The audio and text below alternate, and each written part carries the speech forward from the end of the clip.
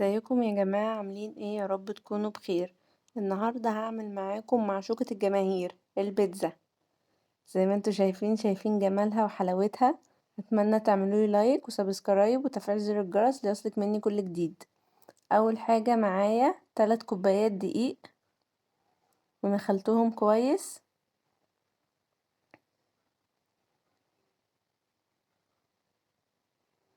ومعلقة سكر كبيرة، و3 معالق لبن بودر. طبعا اللبن البودر اختياري، لو حابة تحطي حطي، لو مش حابة عادي.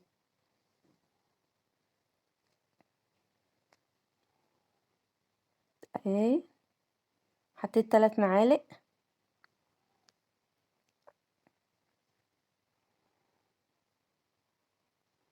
ومعلقة صغيرة ملح، وقلبت كل المكونات الجافة مع بعض.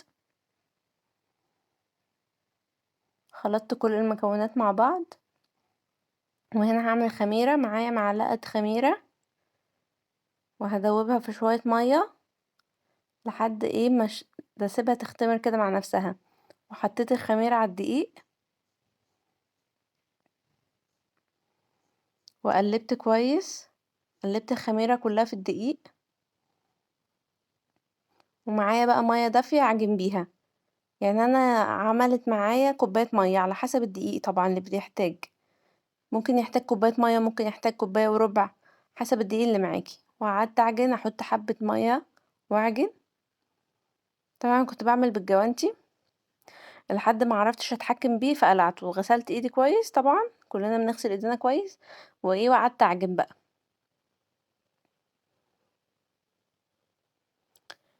وقعدت اعجن في العجينة عشان ايه المها كلها. واحط اهو، بحط بقية المية واعجن بايدي. هو طبعا ايه عجينة البيتزا هتلاقيها بس بتلزق معاكي شوية، يعني طبيعي متقلقيش، هي بتلزق شوية. وطبعا حطيت زيت حسب بقى ما تحبي، زيت نباتي او زيت زيتون اللي تحبيه. انا خلصتها وغطيتها بالاسترتش راب واسيبها بقى تخمر لمدة ساعة. انا غطيتها بالاسترتش راب وهحط فوقيها فوطة.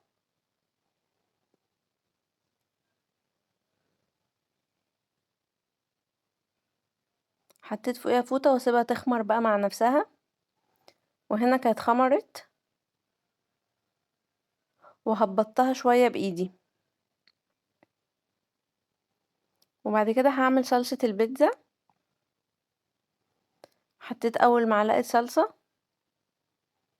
تاني معلقة. طبعا انت لو حابة تعمليها على البارد زي كده تمام، حابة تعمليها على النار بالبصل وكده تمام برضو، يعني ما فيهاش مشكلة. انا حطيت معلقتين صلصة، وحطيت 3 معالق كاتشب. انا ازازة الكاتشب الكبيرة بتاعتي كانت خلصت، فكان متاح عندي الأكياس الصغيرة دي، فاديت 3 معالق بس كاتشب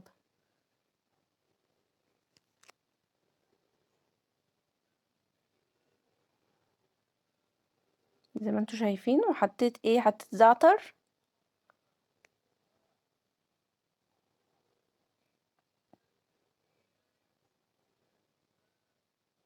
وحطيت زيت، معلقة صغيرة زيت. وهحط مية، حطيت معلقة مية. واقلب كويس بقى ايه كل المكونات مع بعض، اقلب الصلصة والكاتشب والزعتر والزيت كله مع بعضه. كانت صلصة كده ايه سريعة ومنجزة، كانت حلوة والله قوي في البيتزا. جربوها وان شاء الله هتعجبكم. بجد كانت بيتزا حلوة قوي. وهنا بقى ايه كنت بقطع الخضار اللي هزين بالبيتزا. كان معايا فلفل وقطعته،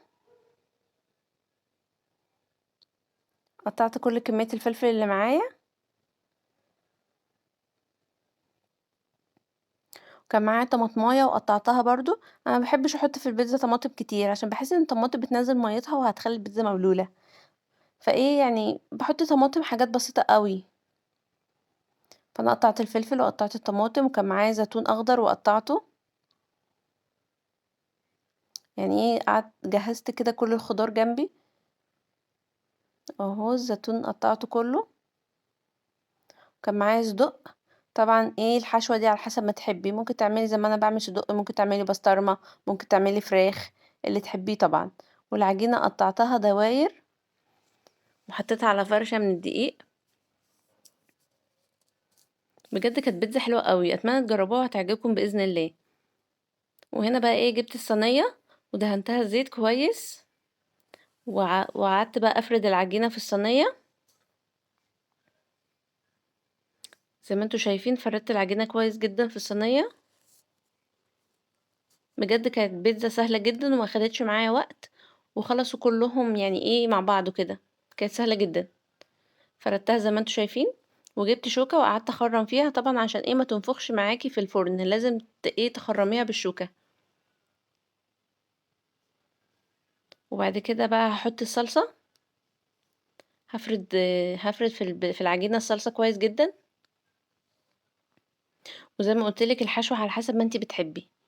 انا مبحبش احط صلصة كتير برضو عشان ايه ما تتبلش كده، يعني تبقى حاجات بسيطة تبقى حلوة. وبعد كده بقى هجيب الخضار اللي كان معايا اللي انا قطعته وازينها. حطيت الفلفل وحطيت طماطم، بس الطماطم حطيت حاجات بسيطة قوي عشان ايه ما تنزلش كل اللي فيها. وحطيت زيتون وحطيت الصدق. بجد بيتزا الصدق بتبقى طعمها جميلة جدا ولذيذة. اتمنى تجربوها وتقولولي ايه رأيكم. أنا حطيت عليها صدق وبعد كده حطيت جبنة الموتزاريلا.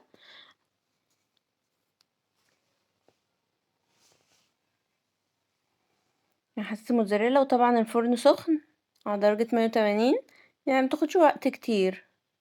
هو يا دوب العجينة تستوي والجبنة تسيح وتبقى كده استوت معاكم، بتبقى جميلة جدا.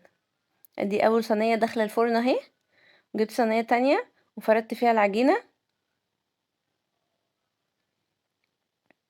ودهنتها بالصلصة. وبعد كده حطيت الفلفل وحطيت طماطم. نفس اللي انا عملته في الاول هعمله تاني. بعد كده حطيت الزيتون. يعني خطواتها سهلة جدا وما بتاخدش كتير معاكي، يعني في نص ساعة او ساعة كده تكوني خلصتي كده وطلعتي من المطبخ. طبعا احنا كلنا طبعا بنحب البيتزا، ما يختلفش عليها اتنين. حطيت كل حاجة معايا وحطيت الصدق.